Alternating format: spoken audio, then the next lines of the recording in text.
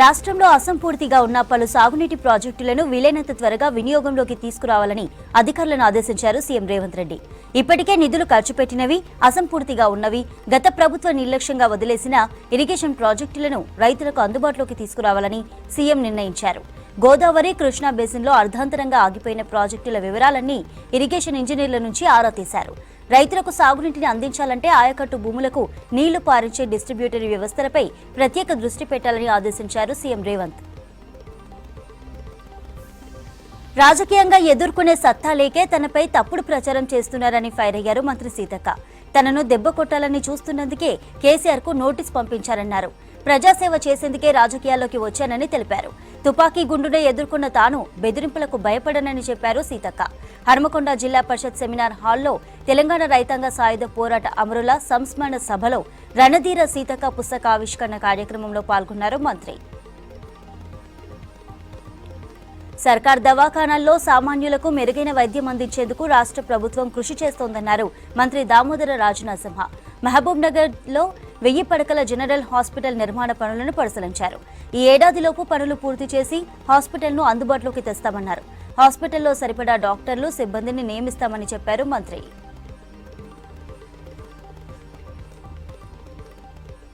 AP CM చంద్రబాబును మర్యాదపూర్వకంగా కలిశారు రాష్ట్ర మంత్రి తుమ్మల నాగేశ్వరరావు.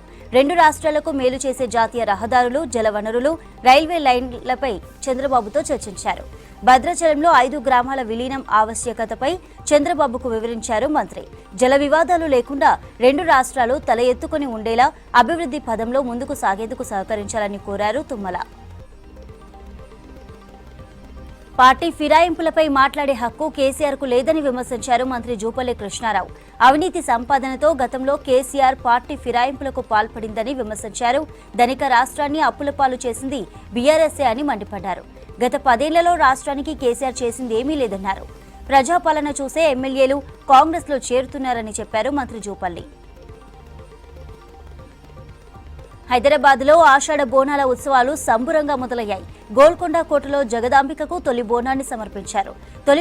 తొలి పూజ సందర్భంగా ప్రభుత్వం తరపున స్పీకర్, మంత్రులు అమ్మవారికి పట్టు వస్త్రాలను అందజేశారు.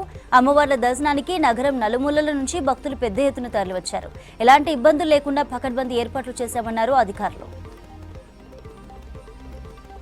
హైదరాబాద్, సికింద్రాబాద్ ఉజ్జయిని మహాంకాళి ఘటాల ఊరేగింపు అంగరంగ వైభవంగా కొనసాగింది. సికింద్రాబాద్ శ్రీ ఉజ్జయిని మహాంకాళి ఆలయం నుంచి రాణిగంజ్ వరకు పురవీధుల్లో ఎంతో భక్తి శ్రద్ధలతో అమ్మవారిని ఊరేగిస్తూ ఆలయానికి తీసుకువచ్చారు భక్తులు. ఊరేగింపులో పోతరాజుల విన్యాసాలు, శివసత్తుల పూనకాలు, మహిళల ఆటపాటలు ఆకట్టుకున్నాయి. ఈ ఘటాల ఊరేగింపును చూసేందుకు వివిధ ప్రాంతాల నుంచి భారీ సంఖ్యలో తరలివచ్చారు భక్తులు. ప్రపంచ ఫార్మసీ హబ్ గా రాష్ట్రం గుర్తింపు పొందడం సంతోషంగా ఉందన్నారు కేంద్ర మంత్రి కిషన్ రెడ్డి. ఫార్మా ఇండస్ట్రీ అభివృద్ధికి కృషి చేసిన ప్రతి ఒక్కరికి ధన్యవాదాలు తెలిపారు.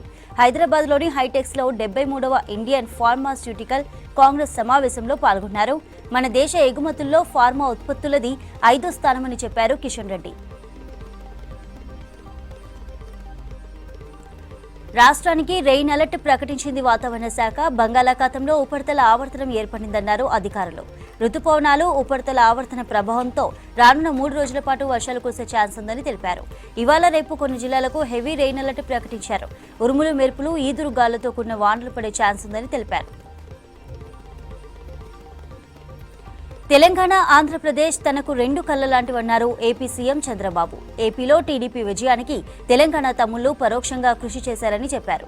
టీడీపీకి మళ్లీ పునర్వైభవం వస్తుందని ఆశాభావం వ్యక్తం చేశారు. హైదరాబాద్లోని ఎన్టీఆర్ ట్రస్ట్ భవన్లో పార్టీ క్యాడర్తో భేటీ అయ్యారు చంద్రబాబు.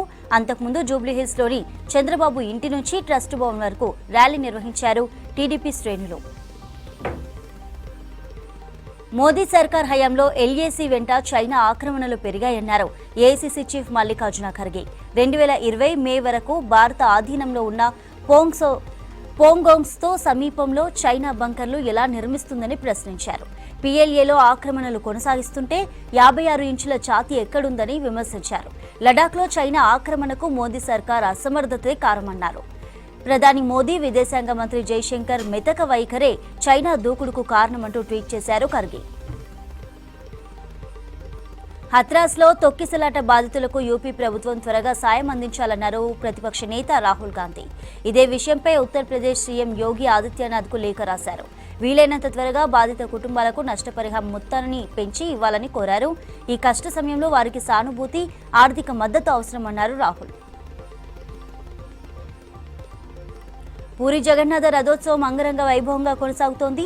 2 రోజుల పాటు జరిగే ఉత్సవాల కోసం దేశం నలుమూలల నుంచి భారీగా తరలివచ్చారు భక్తులు. దీంతో పూరి నగరం భక్తజన సంద్రంగా మారింది. రథోత్సవం సందర్భంగా ఎలాంటి అవాంఛనీయ ఘటనలు జరగకుండా ప్రభుత్వం పటిష్ట బందోబస్తు ఏర్పాటు చేసింది.